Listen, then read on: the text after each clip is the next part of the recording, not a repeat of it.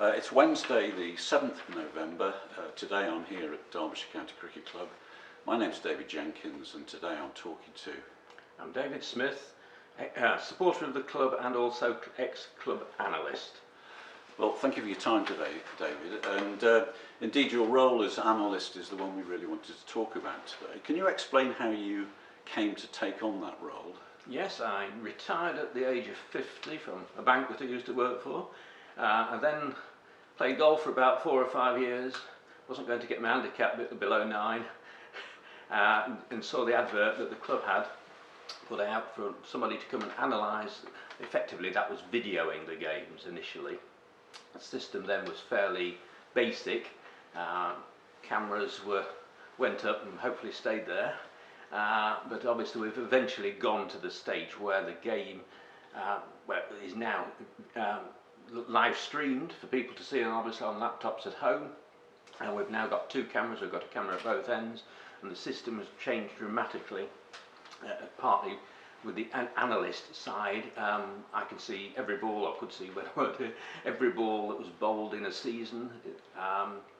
So just to be clear about this, the role was to video. That this was something that was going on with every county? Oh yes, the ECB paid everybody obviously to do that, a nice sum.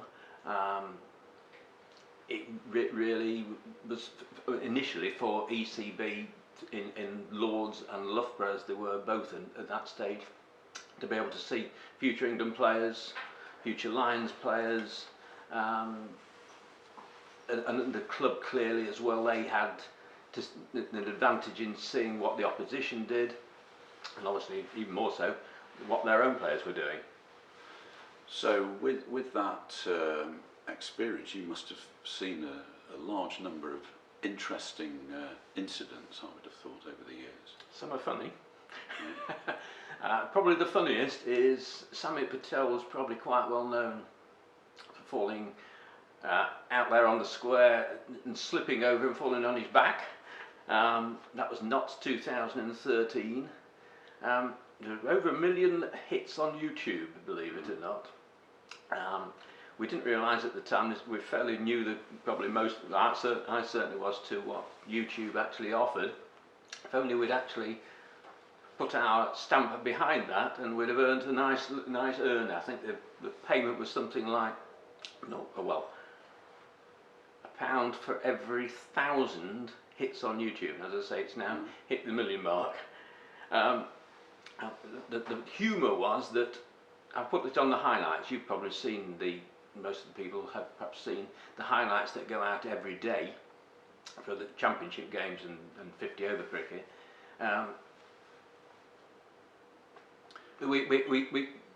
I never saw any humour at the time. I'm watching the ball, it's thrown in, Tom Poynton whips the bails off, and Samit Patel's on his way. And next go into the dressing rooms the next morning to put the laptops on. That's what was part of the role. And all the Derbyshire players are in the dressing room, and I thought, what are they doing? What are they laughing at? Is it me? Is it? Well, there's obviously something funny happened that they've looked at. And then go into the Notts dressing room, as I'm allowed to set their laptop up, and their players are all huddled around a laptop, also in a state of hilarity, apart from Samit Patel. And I said, what's going on to Samit? He said, it's now my run out. So I did apologise to him. I said, look, we show it as it happens. And I did actually, I've been on good terms with him since. I did actually say, somebody videoed, on their mobile phone, I slipped down the back of a golf fairway and landed on my bottom. And I did a nice slide down, and he got me at the bottom. He got his phone out at that particular time. So, touche. Yeah, indeed. So, just to clarify one or two other points, what were the dates that you occupied this analyst role? Started 2009, and 2017 is the time where I actually left. I have had a bit of a gap in between when the club went down an elite programme. The programme is probably better than me. But that way we decided that. I think the club decided at that point had a bit too many coaching staff, so I was pleased to come back again. So you covered the 2012 Division 2 title oh yes season, and are there any memories of that? season? Clearly the end of it, and also the start of it, because the kick-off to that season was, we were so far ahead by the end of May that we were always going to be difficult to pass. Excellent with going to Pride Park, for instance. I'm a big Derby County supporter. I was allowed on the pitch there.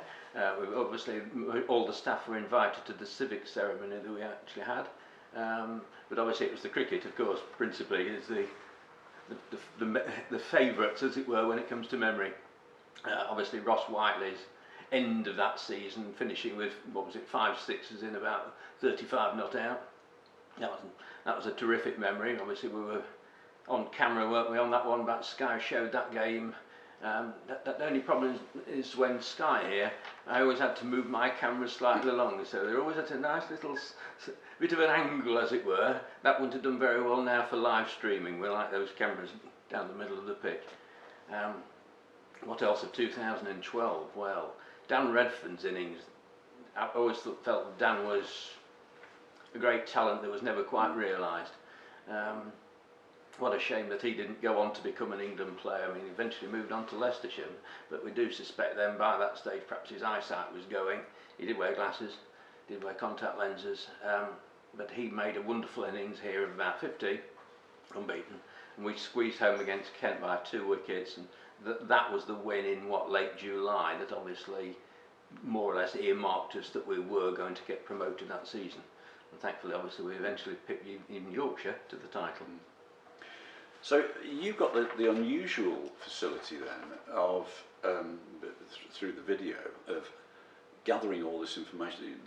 Over the history of time, there are people who will talk about their favourite innings or favourite bowling that they've seen, and it's in the memory, and it's their description of it and so on. And we read so much about ones where there may have been some exaggeration and so on, but because of what you were doing, you got absolute clarity of everything. So given all of that, what would be the favourite innings you've seen in your period of time as an analyst? Well, as a cricket supporter and a Derbyshire supporter, what better place could I be than actually watching through a reasonable sized screen, as it were, watching every ball that's bowled. But favourite innings? Not on a video, probably Chris Rogers. He played so many innings, let's face it, he's probably the best Derbyshire best batsman ever to play for Derbyshire. He's not obviously an English player, which means bowlers, we've got plenty of candidates for that, haven't we? Probably Chris Rogers holding up Warwickshire with about 240 not out. I can picture one innings of Chesney Hughes here. I was watching it when Greg Blewett, you might remember him, Australian, and he was employed briefly at Loughborough, on the English side, I suppose, on the Australian side. And he was watching it with me, and he realised how good Chesney was, and again, he's perhaps a disappointment that obviously he didn't reach international honours, and that effectively he's no longer in first-class cricket at the moment. He made 150 after we'd had about 100 run deficit. This is about 2010 or 11, I think it's 2011. But he held up fairly rampant Glamorgan attack and turned the game round, and his timing in that innings was perfection. You can't necessarily see that from the boundary, but you can, obviously, if you're sitting watching a camera and you can watch it again, that's an advantage. I can repeat those deliveries fairly quickly. And then if we turn that then round to bowling, what about the best bowling you think you've seen? Yes, there's a Devon Malcolm here. This is before my time of working for the club. Took 10 wickets in a day, I think, against, yes, it must be Lancashire, 1997. He was very quick. I think that's Flintoff. No, maybe the game that Flintoff was out twice in the day. Could be wrong on that one. What else? Obviously Devon Malcolm at the Oval against South Africa, where he frightened them to death. These aren't necessarily games that I was present at, because I'm going to say Dominic Cork next, obviously hat-trick in the Test match against West Indies. But the county games, and particularly, I'm sorry we keep going back to 2012, but that was a good year. Tony Palladino took 7 wickets against Kent in the second innings. We'd barely escaped following on in that game. But he against Robert Key was a terrific contest. Dino took 7 wickets in that innings, and it's a match that we narrowly won, as I say, by 2 wickets. And that was the link to the championship. And you touched earlier on the Samit Patel incident and what clearly resulted in dressing room humour. Have you any other stories of that from your analyst role? I'm sorry to say, Carl Cricken's going to suffer a bit as a result of this one. In the old dressing rooms that people might remember, there's a 5-foot wall between the front of the area where players used to eat and the dressing room itself. There's a second 11 game in 2010 when Robbie Peterson was Derbyshire's overseas player. I go into the dressing room for a second 11 game. We did occasionally video the second 11 players because obviously that was useful for first team coaches to know how they were performing, rather than just word of mouth. If they wanted to see the video, it was there, and obviously we videoed some of the games at Derby. They're the only place that could realistically put a camera up. So I went into the dressing room, and I can hear Carl talking to the second 11 and giving them a rocket, and it's a bit of a selection of, I'd say, Alec Ferguson, Churchill, and Agincourt, and I go in, and there's 4 of the first team players on this wall, so Carl can't see these guys that crept in, and I go in, and I said, "Why are you lying on the floor?" And he said, "Shut up." Anyway, eventually they got hold of my legs to stop me walking, and we're all on the floor there, and Peterson is in convulsions of laughter. He was by then a fairly renowned international player, but that just goes to show that what can change in cricket. So Carl's being laughed at by international players in 2010. By 2012, he's taken him to the title as the first team coach. What else on the humour? Humour's fairly prevalent in cricket. I've got a feeling it's about players being together all of the season as opposed to footballers probably go home after a game. Palladino, for instance, he's a wonderful mimic. There's times I've looked out onto the field and seen Footit out there in the middle, then I can hear Footit's voice, and it's Palladino taking him off. What else on humour? High winds are quite good with cameras. Camera blows off in 35-mile-an-hour winds. So we quite famously pictured, I think it was Greg Smith in the gully taking a catch, because the camera is no longer facing the pitch, it's facing gully, and there's no way we can get up there on the top of the scaffolding that's next to the right behind the side screen. There's no way we can get up there necessarily in playing hours, because we know full well it's going to blow away. So we try and eventually we try and tie it up in the interval, but nevertheless the camera's varying all the time, and that wouldn't have done very well for live streaming. So just bringing all that back a little bit to the technical side of this. So with some of those problems that you've described there, how did you use the footage that you took to then make that available to the people that needed it? We did play as DVDs. Everybody that makes 100, we always offered them that. If somebody takes 5 wickets, it's effectively an honours board. Oh, okay. But I know a lot of the players, Wayne Madsen will have an awful lot of DVDs of his hundreds. There are players that obviously, tends to be a community in cricket. Parents often were keen cricket followers. So there's 1 or 2 players where we had almost, as a matter of right, said, "Do you want me to send that to your dad?" Particularly the younger players, send this copy of the DVD to them. Obviously the players. At the end of the season, we do then the boundaries, the dismissals, that's the bad news, whatever they want to see that they can watch through the winter. We clearly now got better ways of doing that. So since I left in 2017 in June, there are better ways of doing that now. People can see everything on the phones now. But DVD is still a good way of doing it, because you've obviously got a wider picture, shall we say. So has the very recent arrival of live streaming changed that analyst role altogether? Yeah, they've got to remember to get the camera from the right end.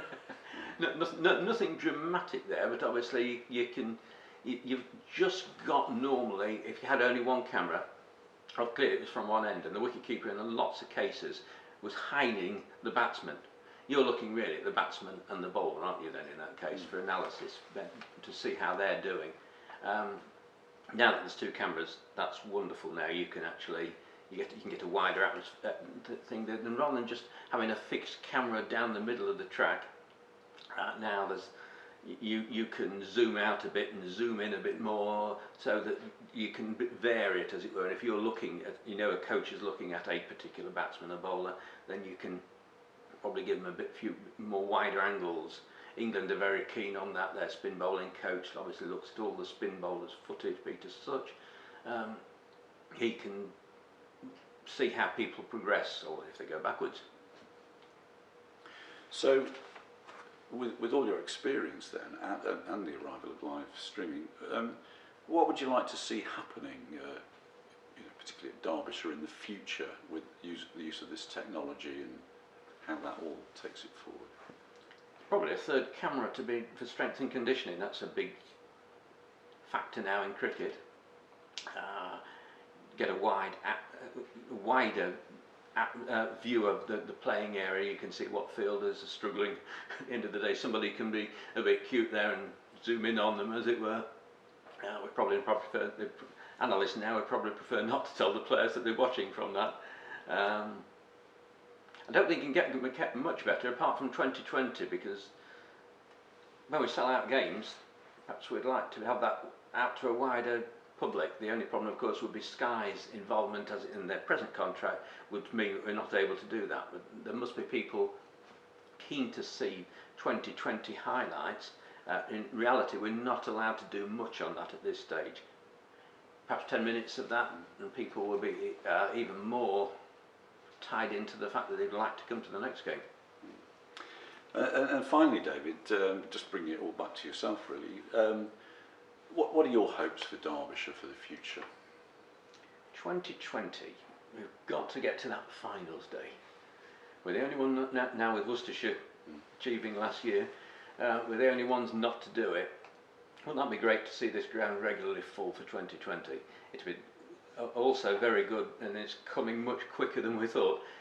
We would like to be in Division 1, I'm sure. All spectators and supporters would like that. To be in Division 1 of the Championship next season, when 3 go up, and after that only 1 goes up, and it could be difficult for some of the smaller clubs to gain promotion and fix themselves into Division 1. Transfer fees. We've got to get to that. Obviously there's a committee already been arranged. That is another must, because we don't want our players being poached by other counties. I'm also a Leicestershire member as well for about 30 years, so I've seen it even at double the value, as it were, of people going off to other counties. We're not going to name that county. Well, it's a positive, optimistic note to finish on. Thank you very much indeed for your time, David. Thank you, David. Thank you.